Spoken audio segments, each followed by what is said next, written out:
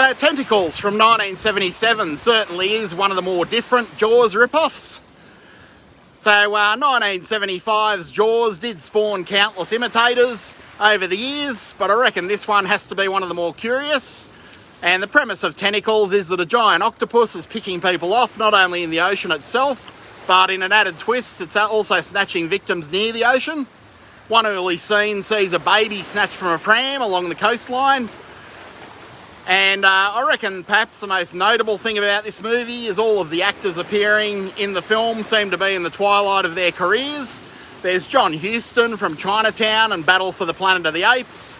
And then we see Shelley Winters from the Poseidon Adventure. There's also Henry Fonda from 12 Angry Men and Battle of the Bulge.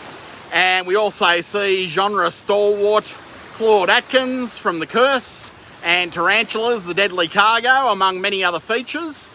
And it also stars Bo Hopkins, a very young Bo Hopkins, who I always get mixed up with Jerry Reed from Smokey and the Bandit. He's a bit of a Jerry Reed lookalike. And Bo Hopkins was also in The Wild Bunch and White Lightning and a bunch of other movies. So Tentacles isn't exactly the best of the Jaws ripoffs by any stretch, but I reckon it does have its charms. It also features trained killer whales, so that's something different. Kind of a mashup between Jaws and Orca, I guess you'd say. So I think this one would probably make a pretty funny double bill with 1978's Barracuda. Another kind of odd Jaws ripoff.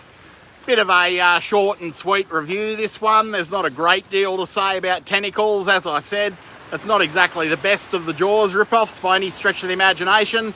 But it is a good way to see a bunch of actors well past their best before date who have a great time chewing up the scenery and hamming it up in general.